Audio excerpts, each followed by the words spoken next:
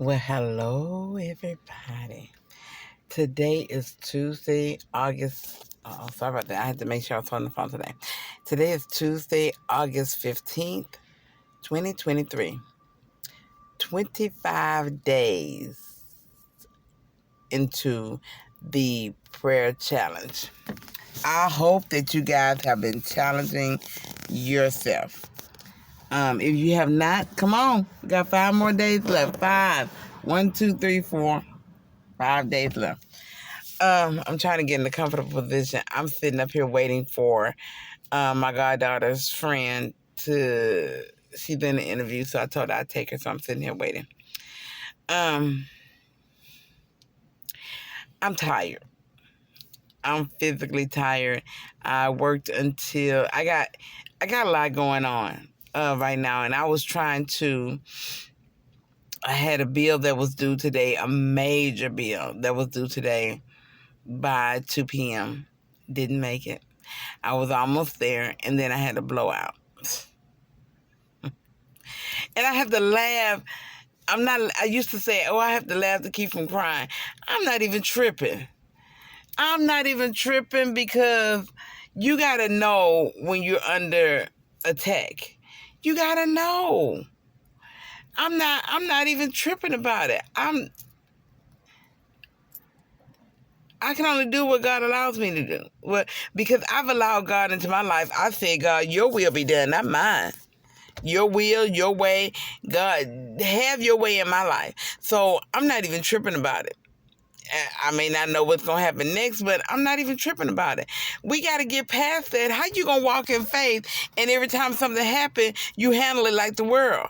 We are in the world. We are not of the world. We're just in the world. And we are the light of the world. How are we going to be an effective example if every time something goes wrong in our life, we act like the people that we're supposed to be encouraging? We act like the people that we're supposed to be ministering to. We act like the people that we're supposed to be praying for. How?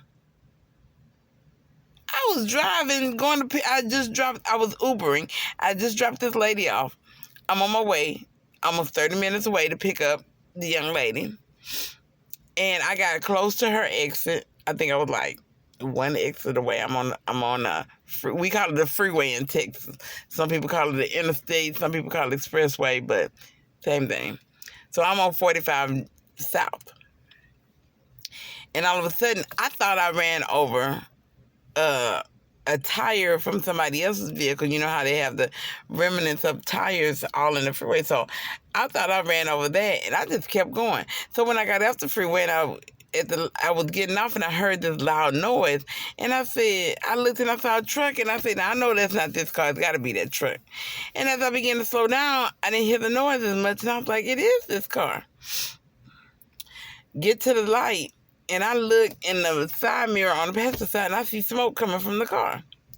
So I went on over to the young lady's house, and I got out the car, and I saw that. And I could smell the rubber. And I saw that the back tire on the driver's side blown out. I said, okay. Get everything out the trunk to change the tire, because I'm just that chick. I know how to change the tire. And I know a lot of you all do too. But getting out to change the tire and notice that there are no regular lug nuts on the rim. All of them are locks. So I didn't have the lock. So the tire shop around the corner. Took it to the tire shop. I had to pay the guy to take care of everything. So that left me short. But I just gave what I had. That's all I could do. I gave what I had, and I told him I'd try to get the rest. But that's not why I came on here. I was talking to Sylvia this morning.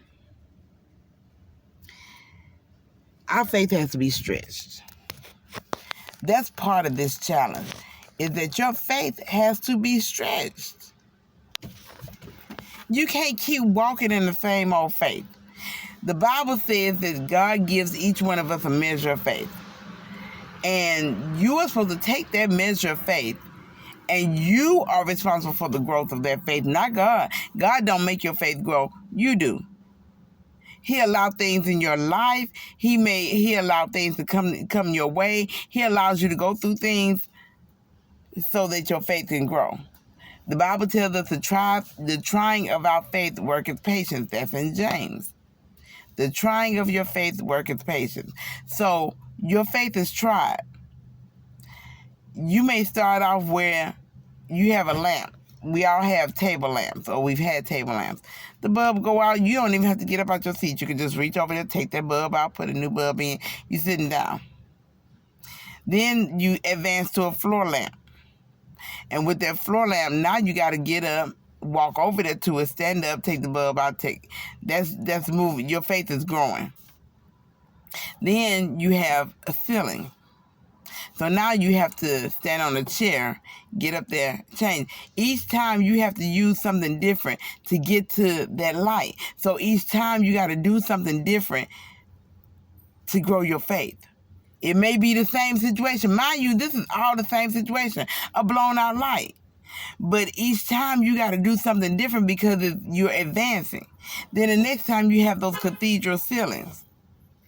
So now you got to stand on a ladder and get up there and change it. Or you have the can recess lighting. And for those of you who don't know, that's when the lights are in the ceiling. It's like a little hole in the ceiling, and you got to go in. It's called can recess lighting. So you got to go inside and take that bulb out.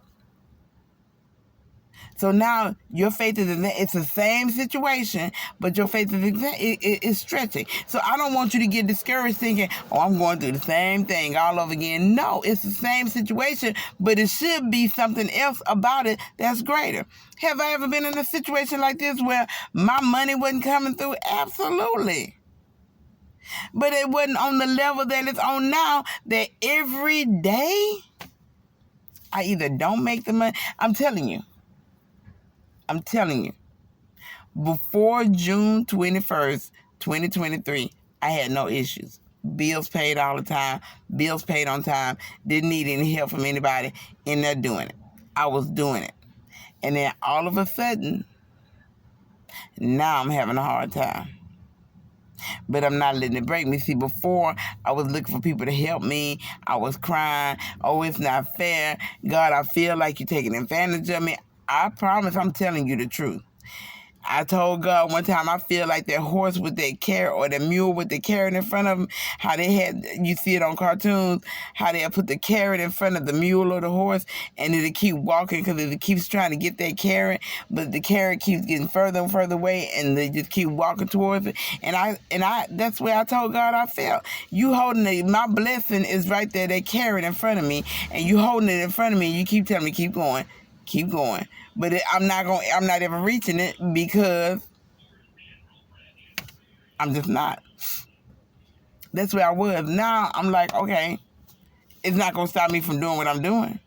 It's not going to stop me from praising God. It's not going to stop me from lifting God up. It's not going to stop me from being a blessing to other people. It's not going to stop me from giving God glory. It's not going to stop. So the enemy can throw at me what he want to throw at me. I'm not going to stop. I cried. Let me tell you something. I don't want you to think that I'm inhuman. I don't want you to think that I have a hard heart, or go through. This is what do I go through emotions. I'm frustrated, mad, I like crying. I may even cry. But I go ahead and that, and I move forward, and I'm like, okay, God, we in this together. Come on, let's make it happen. See, I just got a notification just now about me owing somebody some money. And it's not a bad thing. This car that I'm in, I'm renting it day by day until my car's ready, because we don't even know. My car was supposed to be ready 2 weeks ago. He's had my car for over a month, and here I am, paying for rental every day, and I don't have the money. And they just sent me a notification telling me, you owe us some money today. But do you see me crying? Do you see me upset? I'm not mad. I'm not upset. Everybody, you need to go get a job. Okay, I went and applied for all these jobs. Ain't nobody called me. I've never had a problem getting a job, and I always got better jobs than everybody else, making way more money than other people, whether I was qualified for the job or not, whether I was licensed for the job or not. I got the job, made good money, but now, God, I'm still victorious. You know why? Because it's all devices of the enemy. God has allowed the enemy to do these things. But in Revelations 12 and 11, it says that I overcame him, the devil. I overcame him because I keep resisting him. I'm not giving in to him. I'm not crying. Let me tell you something. Last night, my body, he came after my health. I was having palpitations and shortness of breath. Anybody know me, I like two things when I drive. I like my peanut butter M&Ms and I like bubble gum. And I pop my bubble gum in there, and I'm not talking about bubble gum, flavor gum. I'm talking about some real Hubba Bubba or Bubblicious. Bubble Yum. Bubble Yum. I'll go buy me a few packs of Bubble Yum. And I'll just be in there chewing, blowing bubbles, popping my gum. And every time I tried to blow a bubble, palpitations and shortness of breath. My daughter called me. I could barely talk to her. And it was because I was supposed to have $310 by 10 o'clock last night. Wasn't nowhere near it. Wasn't nowhere near it. Wasn't nowhere near it. And I'm still short. But I just said, you know what, God, I'm going to give him what I have, and I just trust you. I woke up this morning. God, I trust you. I love you, God. Throw your weight around in my life. God, blow my mind and leave me in awe.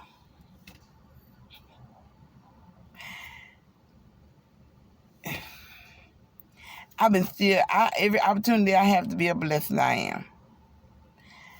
Every opportunity. Now, why do I come on this live and tell all the stuff that's happening to me? Because my testimony is being built. And if I just said, at the beginning of that 30 days of prayer, it was hard.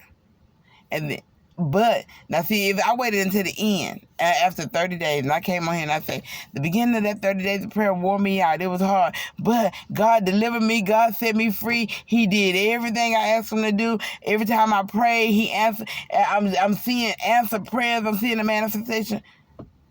But what happened? From day 1 to day 30, what happened? What happened in those 29 days? That's where the glory of God is being revealed. When I told you I cried, when I told you I was frustrated, when I told you I didn't know what to do, when I told you I didn't have the money, no gas money, no money to eat, when I tell you and it's crazy because I don't even think about money like that. That's why the enemy is attacking that area, because he wants me to fall down. I'm not even a money person. I'm not a money person. I want the favor of God more than I want money in my back pocket or in my purse or in my bank account. I want the favor of God because the favor of God can do things for me that the almighty dollar can't. And we neglect that part of our testimony, and we take the glory from God. We don't even give God the full glory. Why? Because we don't want to tell what happens between day 1 and day 30. We don't want to get on there and tell all of our testimony, how we almost gave up, how we almost threw in the towel, how we just needed, how we were looking for people to come and encourage us, and we didn't get encouraged, and we got mad at God and told God, see, I need somebody to encourage me, and you won't send nobody my way. God, I'm mad at you, God. This is not fair. You doing it for so-and-so, you doing it for so. I'm tired of people calling me, telling me, guess what? I just got engaged. Guess who getting married? I got tired of that. God, I got tired of people talking about, I just got a new car. And I'm sitting up here Let me go back to the married thing. I'm tired of people calling God. It's not fair. I'm not seeing nobody. I'm sitting up here struggling by myself. I want somebody. I'm tired of being by myself. But I just heard so-and-so call me, told me they just got engaged. So-and-so told me they finna get married. So-and-so getting ready to get married. God, it's not fair. It's not fair. Why they get married before me? Why? I've been waiting. I've been praying. I've been believing you. I've been doing this and I've been stepping out on faith. And I wrote down how I want my wedding to go, my wedding colors, where I want to get married, how I want to get married. I wrote all that stuff down. I've been praying for my spouse and praying for myself, and God asking you to prepare me for him and him for her and her for him. I've been asking you, God, I've been sowing into other marriages. When people get married, I give them money. I go and just bless men and women who are, bless couples. I see couples and I love and I love to see couples together, and I go and I pray for them and I do this. But what about me? It's not fair. God, I've been living with my mom. I've been living with my sister. I've been living with my brother. I've been living with my cousin. I'm tired of sleeping on the couch. I'm tired of sleeping on the air mattress. I'm tired of sleeping on the floor. I'm tired of sleeping at the shelter. I'm tired of sleeping in my vehicle. I'm tired of not having my own place, God. I haven't had my own place in years. I don't have no privacy. Everybody know my business. Everybody walk by. I don't have no privacy. I gotta wait to use the bathroom. I gotta stand in line for this and stand in line for that. I can't have nothing. I go buy food, put my food up, and everybody eat my food, and I don't eat what they eat. It's not fair, God. It's not fair. Why can't my so-and-so just got a brand new house and she got her credit score is 2. My credit score is 725. Her credit score is 2, and she just got a brand new 2-story house and got 2 new cars to go with it. And here I am riding the bus. Riding Metro, riding MARTA, whatever the bus is, or catching Lyft and Uber. So-and-so didn't even graduate from high school and they just got a raise and promotion. And I got my master's degree and I ain't making nothing but $15 an hour. I got my master's degree and I'm making $15 an hour, and she didn't even graduate from high school, and they just gave her the director position. She got her own office and her name on the door, and she making $220 a year. I mean $220,000 a year, and here I am making $15 an hour. And I train her. I know more than she do. She's still coming to me. She's still emailing me, asking me to help her with this and help her with that. God, how did it happen for her? How did it happen for him? It's not right, God. It's not right. I've been out here fasting and praying and believing you for this and believing you for that. And I sow into this person, I sow into that person, and they don't manage their money, they don't take care of their business. And I go to my house and turn the light switch on and my lights off. I try to turn my water on and my water off. And I pay the bill and they telling me they're owe and they not gonna turn it on till I. And then when I try to go to these agencies, they make too much money.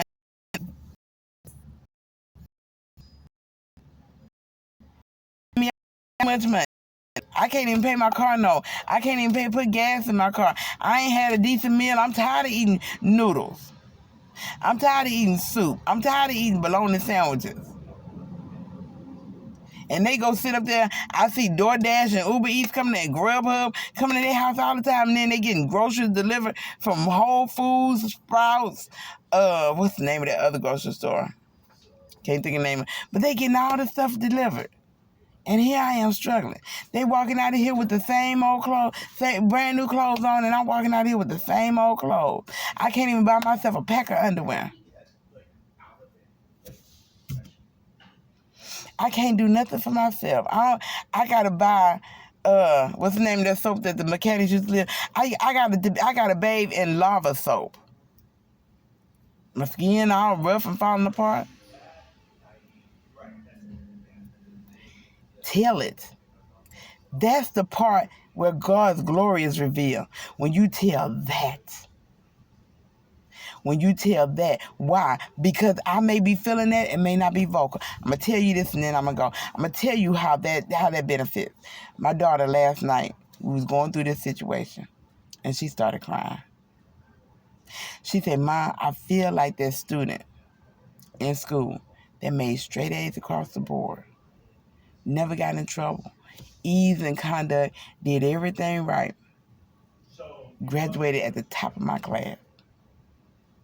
And instead of me hearing good job, getting a pat on my back, I'm being told you didn't do good enough. You still gotta do a little bit more. You gotta do a little bit more. You gotta achieve a little bit more. You gotta hit this goal. You gotta hit that goal. You're not doing good enough. Come on, you're not giving your all.